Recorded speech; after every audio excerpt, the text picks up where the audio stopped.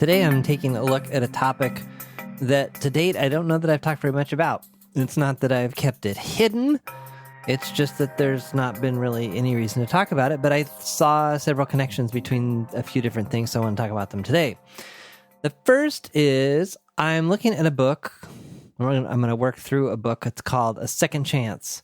For you, for me, and for the rest of us. It's by Catherine Hoke. It was sent to me by John Wall over at the podcast Marketing Over Coffee. He had mentioned this book, that he had a giveaway of it, and I had been doing some coaching work at a local prison, and so that's what this book is all about. Well, it's about an entrepreneurial program in a prison, or in several prisons, through an organization called Defy Ventures. So anyway, John sent me a copy of the book. I read it, and then some scandalous news was published by one news source that I can find, the Daily Beast, alleging some levels of sexual harassment against Hoke and some other salacious things going on at the organization that she founded. Now, this book was published by the Domino Project, which is headed up by Seth Godin. Defy Ventures and Catherine Hoke has also been mentioned a lot by Brad Feld. I emailed Seth Godin, not that he's a personal friend, but that his email's on the internet and he has a reputation for responding to people.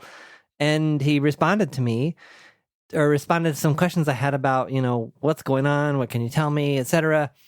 I didn't ask for any details, but I was just kind of along the lines of, I'm really conflicted. I've read this book. I wanted to do a podcast on it, but I'm having a hard time promoting the principles in this book if all the stories, if this scandal is true. And basically, the gist of what I got back from him was, it's not all true. And he essentially, stands behind the book. And then I've continued to see Brad Feld, who's a venture capitalist out of Boulder, continuing to talk about Defy. And so after a lot of back and forth, I decided I'm just going all in on this book. And I'm just putting those caveats out there in the beginning, should someone get really interested in this and then come to find out later that there's this, again, there's an article in the Daily Beast. It's pretty easy to find. But again, I could not find any other news articles anywhere that talked about these accusations. So in a little bit, I'll get to the important messages in this book. However, as I thought about this book, I wondered, where did my interest in this come from to begin with? So that interest being in the prison system, law enforcement, incarceration, all those kinds of things. And so I realized that my interest in this area surrounded some of my original inklings and feelings, and just maybe like little seeds planted and that started to grow around this whole issue of ownership that I'm so passionate about. So it was all sparked back in 2010 or so. If you were working with me at Red Hat at the time, this is something I was exploring and doing on the side. And it started with some break-ins in our neighborhood. And so there've been a series of robberies in the neighborhood where I live, and the sheriff's office had come to do a presentation at the local elementary school, and I attended it to just kind of find out what was going on. And at the end, there was a table in the back with different brochures, and on this one table was this brochure for something called the Citizens Academy. I have no idea why I picked this thing up. I've never had an interest in law enforcement before. If anything, I was a little intimidated by law enforcement. I spent some time in Massachusetts, and the state police there is just very intimidating. I was never pulled over or anything, but the sight of one of those blue cars just kind of put me on edge. So anyway, no real experience with law enforcement, no experience with guns, no experience with any of that stuff. And I picked up this brochure and started looking at it. At the time, I was looking for ways to kind of broaden my horizons and working remotely, so looking for ways to get out of the house. So I signed up for this thing just kind of on a lark. So in the Citizens Academy, it was a 13-week program where you learned about different aspects of the sheriff's office.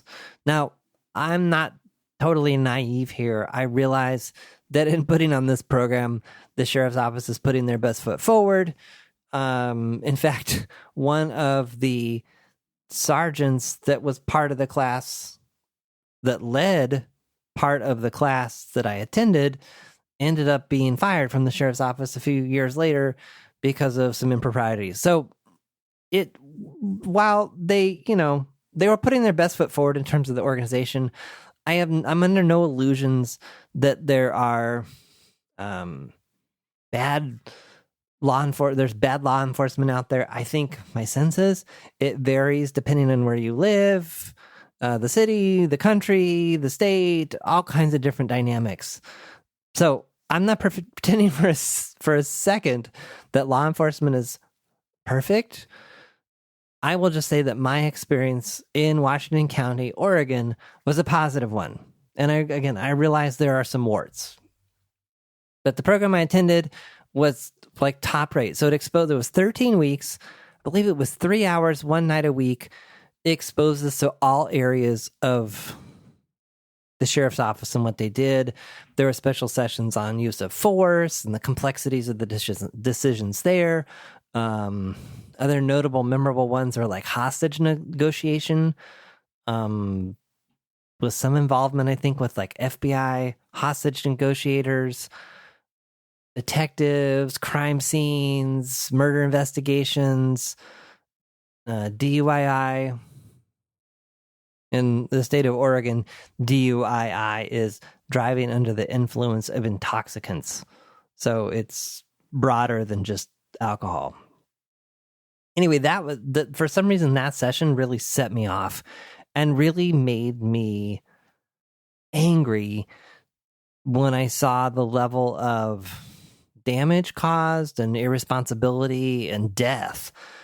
And then just as I went through the program, just to see all of the service that this organization puts towards the community that I live in to make it safe. And what dawned on me in the process of all this was that I wasn't doing a dang thing to do my part except paying my taxes. And so this is where I started getting this first sense of like, what could I do? How could I get more involved? How could I help in some way? At the time, so this is 2010 or 11, that puts me at, I'm not sure I'm doing any good. Let's just say I was early 40s, 41, 42, something like that. And so not usually the time of life that people are pursuing a career like this. And I was just, again, continually drawn to it and the positive force for good that it was in my community. Anyway, long story short on all of this, I'll try to keep this short, was in looking for ways to volunteer and get more experience and get involved, I became an intern at the jail. That was typically something for like a university student studying criminal justice, but I was able to get in as an intern there. I became secretary to a law enforcement chaplains organization that gave me some more exposure to actually the sheriff and other fairly high-ranking people in the state. And in the course of all this, I also found out that there was a reserves program. So you could become a fully fledged Washington County sheriff's deputy. Everything was paid for, covered, and the training, the equipment, all that stuff. And in return, you had to volunteer 20 hours a week. And so I actually applied and went out I applied to be a jail reserve deputy in 2011 and then a patrol reserve deputy in 2013. And it was a fascinating process. One of the hardest parts of the process was the physical fitness test, which I wanted to crush. And so I did a series of workouts over a period of time to prepare for that. And I passed that. There's also a written test. And the long and short of this is that the jail program got canceled. the patrol of the jail reserves program got canceled the particular year that I applied, and the reserves deputy program, I went all the way through the panel interview and then did not make it any further, and was able to find out that there had been 80 applicants for 6 or 8 spots, which told me that my chances of doing this and getting in were pretty slim. Especially considering that if there was anybody that I was competing against, anyone with any prior law enforcement experience or military experience, compared to this middle-aged guy with a background in IT testing software, I don't think I stood a chance. So after that, I hung it up. I was disappointed, but I was also thankful for just the different things that it exposed me to. So I spent a fair amount of time in the jail volunteering there, saw all kinds of stuff, all kinds of things. I also went on a few patrol ride-alongs. So that's where you sit in the passenger seat of a patrol car and you do an entire shift. I've also done a few of those with Portland Police as well. Again, completely eye-opening. And I recommend that if you're interested in this or you want an up-close look at what a police officer deals with, that you go on one too. Another reason I speculate that I didn't get in into the training program to be a reserve deputy is that I wasn't committed to changing careers. This is one of those inklings. This is one of those things that I was simply just following because it interested me. And half the time, I wasn't sure why I was so interested in it. I just knew that I was. And so I followed it. So I wasn't committed to changing careers. I don't know that I said that directly in the interview, but it was clear from my background that, I didn't have a background in law enforcement. Now, they positioned the program as a way that this was a great way to figure out if law enforcement was a fit for you. I think I may have said that in the interview, and I wouldn't be surprised if that was one of the things that disqualified me too. So in terms of being an intern in the jail and being in that environment, I got really comfortable. Comfortable is kind of a funny word in that environment. So you're always wearing a distress pager. I didn't necessarily have to be with another deputy, but they were always just tried to be on guard, even if it started to feel comfortable. But by comfortable, I mean, so being in the pod housing unit. So the units are all, the housing units are pods, which means that the cells are on the perimeter of this room. There's like 6 or 7 of them at the Washington County Jail. And in the middle is where the deputy sits. And so when there's out time, all the inmates in this particular pod, as long as they're not in segregation, which means they're can't come out with the other people, they're all just wandering around and sitting at tables playing cards or watching TV or whatever, and occasionally coming up to the desk where I was sitting in the middle of the pod with the deputy to ask questions or request hair clippers or whatever the case might be. Sometimes there were people in these pods that have been in the news. Some of them had done some pretty horrific things, like people that had been charged with murder and then some. The most disturbing portion for me was probably the medical unit. So in the medical unit, you would have people that were detoxing from drugs or alcohol. Maybe they were arrested for possession or arrested for driving under the influence. And so if that's kind of a regular part of their lifestyle, all of a sudden they don't have it. And so they had detoxing from alcohol could take days. Also in this unit were people with mental difficulties, as well as people trying to harm themselves. So those people were on very stringent watches. It's been several years and I can't remember, but that we would do rounds like multiple times an hour to check on these people. But I guess the takeaway from this is there was a certain level of familiarity in the sense that these are people. These are people just like me. Some of them, that's kind of a stretch, I suppose. But there were others that I just realized that, wow, given a different upbringing or environment and some different decisions, and I could have ended up in the same place as them. So it gave me, I suppose, a new level of appreciation, a certain level of empathy, but there's a tension here.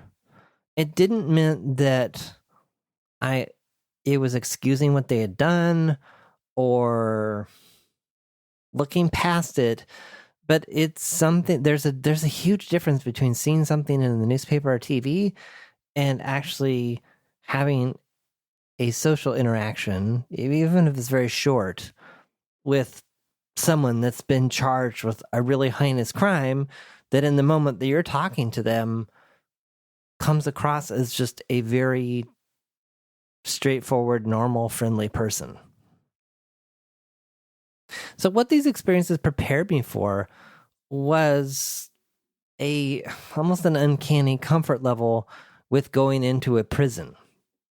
And so then hearing about Defy Venture and Cat Hoke through Brad Feld and his blog and his experiences of going into San Quentin in California, that's kind of raised my awareness and then got me to wondering, as I was getting into coaching a couple years, could I combine coaching with some kind of rehabilitation work in the prison or jail setting? By the way, there's an interesting distinction between a prison and a jail. I don't know if this is the same in every state, but in the state of Oregon, a jail is somewhere where you go when you have been accused of a crime but not convicted of a crime.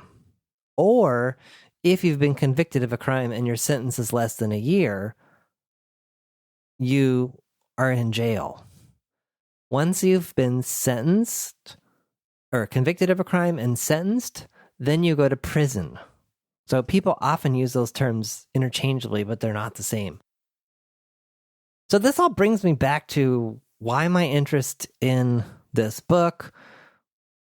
So some of the key topics in this book that I think are universal and can apply in just about any environment: forgiveness, personal ownership, shame, hypocrisy, justice, the desire for revenge, things that can come up in our normal everyday lives, even if you're not incarcerated. And again, I wonder, would I have been interested in this book? Would I have been able to combine coaching in a prison setting if I had never picked up that brochure about the Citizens Academy, and if I hadn't attended it, and if I hadn't just pursued this thing that kind of interested me in a way that I couldn't quite explain? So now I'm just going to read certain sections from this book. Again, the book is A Second Chance for You, for Me, and for the Rest of Us by Catherine Hoke, and just kind of riff on the different things that I see. So starting on page 3, this book is the story of America's most unforgivable people, redeeming their lives and achieving success. If they can live fulfilling lives after their bad decisions cost them decades, so can you. And I think as I read these two things, you'll see some of the resonance between coaching and the work I do there around helping people find fulfillment and meaning in their lives.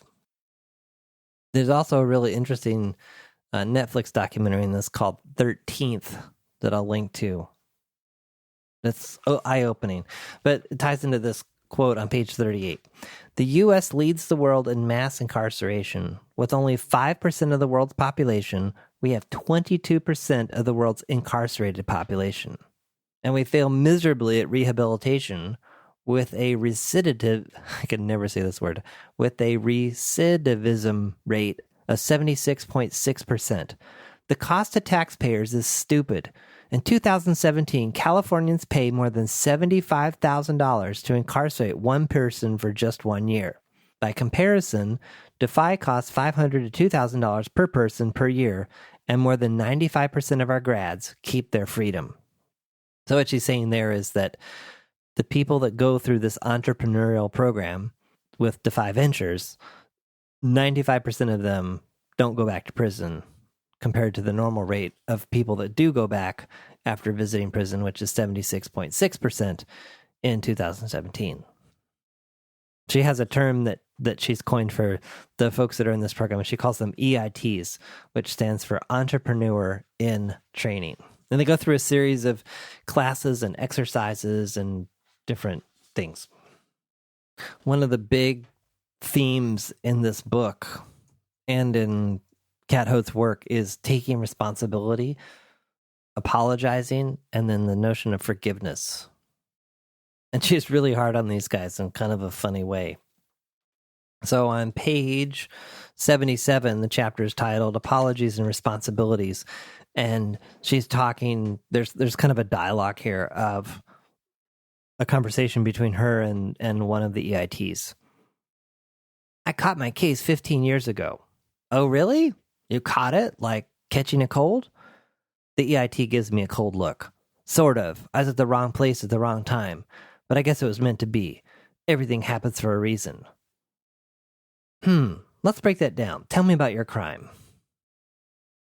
And so then he goes on to talk about how he was the getaway driver and that the intention of his partner was simply to rob the people and, quote, take back what was ours. And in the end, the guy goes in while he's waiting in the car and kills the person. And so the driver of the car is essentially an accomplice to the crime. And so the partner, the guy that went into the house, snitched to the police and got 15 years. And then the EIT, who stayed loyal to the street code, got 20 to life and was charged for murder, or was charged with murder for being the getaway driver. So he's serving 25 years and has seen the parole board twice, and his parole's been denied. Of course, and he's also really mad because his buddy got 10 years less. So this is what Kat says to him. I can see the injustice in this. I can see why you're so mad about being here. But what if I told you that the way you're framing this story to yourself and to others, including the parole board, is the main reason you're still in prison? If there was another way to truthfully tell the story, and this could lead to your freedom, would you want to hear it? The EIT gets half curious. The story we tell ourselves about what happened is sometimes more important than what actually happened. You're telling yourself the victim version, which keeps you in the victim's shoes. Even though it's a true version, it keeps you feeling sorry for yourself and mad at the world. If you want to stay in that place, keep telling yourself you quote, caught this case and were in the wrong place at the wrong time. This is like a reoccurring theme in my work with clients, as well as in my own self-work and in my reading. And it's this whole idea of what is the story you're telling yourself? I keep coming back to this book by Steve Chandler called The Story of You. Now, I recommended it to, I don't know how many people I recommended it to. One person read it and liked it and then didn't like it so much. And I confess that I bought the audio version and listened to it fairly rapidly. And I would agree that in some places it does drag a little bit. But if you can get through the whole thing, there are just some really, really valuable moments that I would recommend that reading. I think it is a good book overall. And at the end of this chapter, I'm skipping a little bit. I hear, quote, everything happens for a reason every day. Usually it's code for, God must have wanted this for me. I spar with the EITs over this. Oh, really? You think God wanted you to hurt that man? Or for you to be away from your kids for all these years? I actually do believe that most things happen for a reason. Usually the reason we go to prison is because we're committing crimes, not because prison is our destiny. If we don't take responsibility, we can't apologize with sincerity. It's rare that a man will find parole if he cannot take responsibility for his actions and meaningfully apologize for them. But there are so many payoffs for keeping ourselves in the victim seat. And this is where she kind of makes it real, kind of universally. So here are some questions she asked that are, I think, are really worth thinking about. What's stopping you from quote, making parole and getting out of your own, quote, prison? Are you taking responsibility, or are you more comfortable cruising in the victim seat? How can you change the narrative so you get to freedom? Again, back to this whole idea of what's the story you're telling yourself? One of the things that I've been really struck with is I've studied this topic, which is mostly read books about it, essentially. And I have talked to some of the adults. So in the state of Oregon, they don't call them in prison, they don't call them inmates, they call them adults in custody. And some of the adults in custody take issue with that term and think that they should be called other things. I've had some interesting conversations with them about that. One of the things that is, I think, needs some really serious consideration is once someone has gone to prison and done their time, that's essentially their restitution for what they did. In other words, they have made their wrong right. They have paid the price for it. They have made amends. And yet, the way that the whole system works is you're kind of screwed forever. So if you've been convicted of a felony, even if you've done your 20 years or 30 years or whatever your sentence was, when you get out, you're still a felon. You go to apply for a job, and there's always that question on the job application that says, have you ever been convicted of a felony? Or you go to apply for a rental application to rent a place. Most likely you're going to do a background check. And again, criminal history comes up there again. It's a real catch-22. I think she makes a really poignant, interesting case on page 104 in this chapter on forgiveness.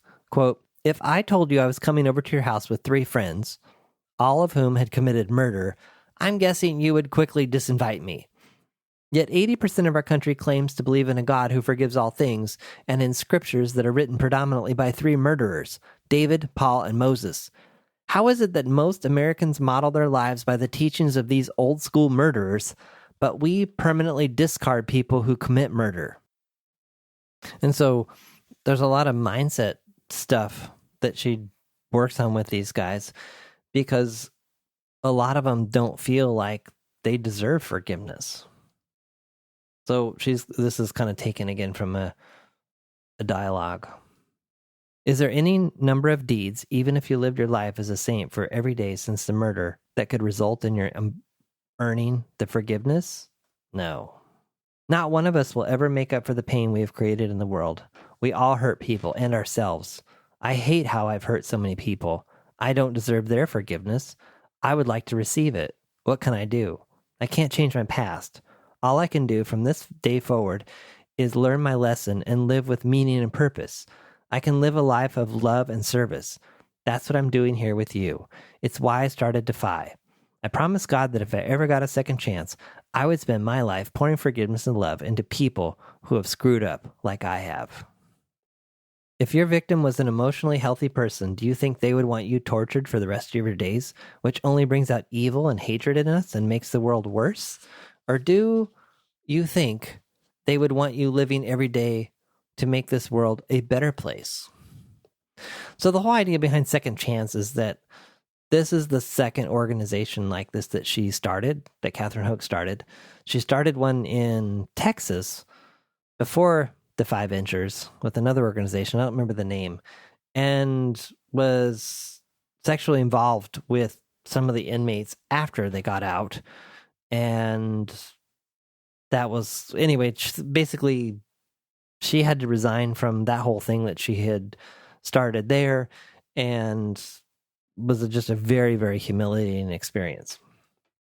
Which kind of, I mentioned at the top, the awkwardness and discomfort with what do I do with this book that's about second chances and whatever, when, again, according to this one article, she has, some could argue, oh my goodness, is she going to be asking for a third chance now?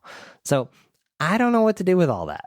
But again, I think there's just some really good content in this book that's worth considering. I thought this was interesting later on in the dialogue.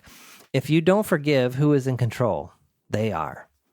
If you forgive, do you give yourself the opportunity to transform your hustle and your future? Yes. If you forgive, are you giving yourself the possibility of moving forward with peace and purpose and maybe even joy? Yes. All right, then. You know what time it is. And then she goes through this process of them forgiving themselves for what they've done. So moving forward to page 145, there's a chapter here called Moving Forward, Reinventing Yourself.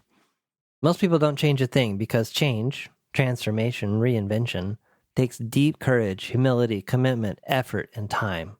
I would also insert, and a different story. It takes admitting that we didn't have it figured out the last time around.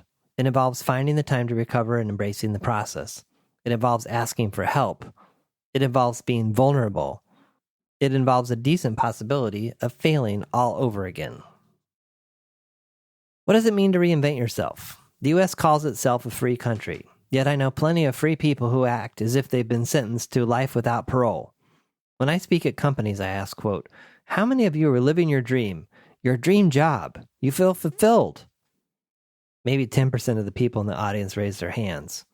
And yes, it's pretty awkward because their bosses are in the room. Why only 10%? Perhaps they hate their jobs that feel trapped by their salaries or just having a few more years until retirement. Or maybe they hate their spouses and say divorce is not an option and claim that it's, quote, better for the kids if they stay in a hateful, apathetic marriage. Or maybe they hate their cities and hate being single but won't consider moving because home is safe and easy and just the way it's always been. Classic material for coaching in terms of being stuck and not having any options and feeling that way and feeling that there's just no way out because it would be too scary to do something different. Then on page 158, she talks about the idea of fulfillment and meaning, which, again, are topics at the core of the work I do. If you died today, why would your life matter? The rich CEO in front of me can't believe I'm asking him that question. He's fumbling nervously. He's not satisfied with his answer or his life. Whenever I've asked this question before, the best answers all shared one theme. Mattering doesn't come from what they've done or achieved for themselves. It doesn't come from the dollars accumulated or the companies built or sold. Mattering comes from what they do for others. Service. Hiring someone who wasn't given a chance anywhere else. Sacrificing for their daughter so that she can attend the college of her dreams. Moving across the country for his wife so she can pursue her promotion. It's why so many executives get addicted to Defy. They matter every minute when they are sharing and contributing love and care and hope into my guys. I thought this was a good section on fear of failure, page 165. Is the truth that you truly can't afford it, or is your fear of failure controlling your future? I've never done anything else, and I'm terrified of failing. I don't want to disappoint my parents, and keeping my parents proud is more important than being fulfilled. What's the real tape playing in your head? I wrote down the tape of self-limiting beliefs that was playing in my head, and they were far uglier on paper. Then I even confessed my beliefs to someone, and once I was out of the closet, well, I had to take action. I highly recommend that process of writing down your limiting beliefs. There is something magic that happens when you put them on paper. Then she continues, my amazing mentor, Seth Godin, wrote a blog post called, How Do I Get Rid of the Fear? This is what Godin writes.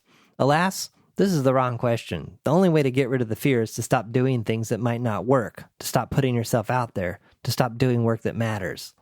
No, the right question is, how do I dance with the fear? Fear is not the enemy. Paralysis is the enemy. Or I might add to that, lack of action. And then she goes on a little bit later. Fear is human and normal and even good. Failure is no fun, but failure isn't the end. Some failure is generally required if we really want to get something great. If you're waiting to get to a point where you aren't scared anymore, you'll never arrive. I thought this was good a little bit later about not having enough experience. Don't you think I need a few years of real work experience first? And then she says, good experience rarely hurts. The only problem with needing more experience is that it's really similar to the excuse of needing more money. When you take a risk to start a new hustle, you'll never have enough money or enough experience. So she mentioned a little earlier the notion of, being afraid of what other people will think or pleasing other people, and sacrificing our own fulfillment. She says on page 168, the biggest deal killer isn't what other people say about us, though. It's what we tell ourselves about what they say to us.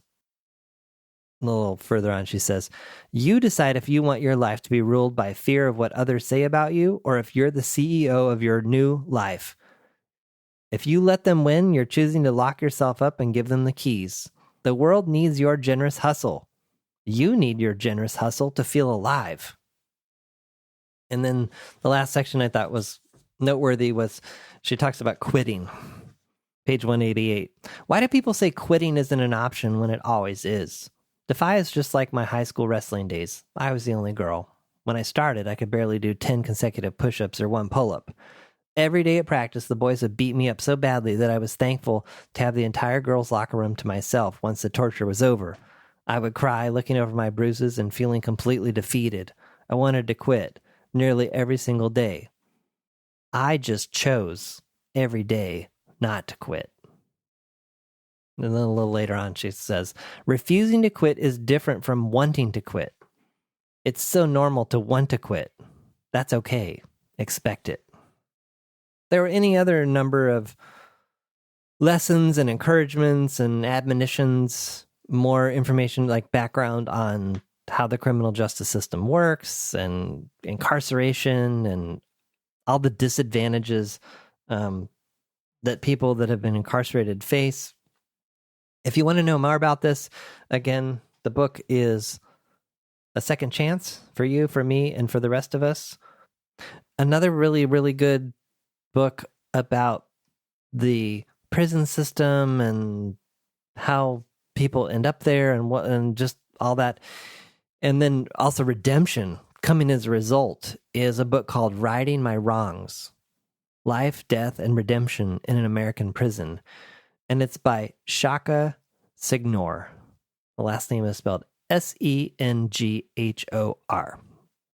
And if you're a podcast listener and you want to learn more about what it's like to be inside a prison, there's a really, really fascinating podcast called Ear Hustle that's produced inside San Quentin, the prison in the Bay Area in California. They explore some of these similar issues as well as just day-to-day, what is it like to live in prison? So there you go. Something a little different today. A little behind the curtain in terms of my interest in coaching in prison and how that came about. And then some other encouragements that I think can apply to anyone in Catherine Hoke's book.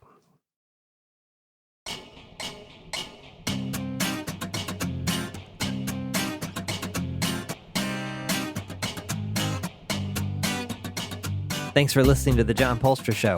Notes, links, and all that other good stuff for this episode are at johnpolster.com/podcast. Send your questions, ideas, or a simple hello to podcast@johnpolster.com.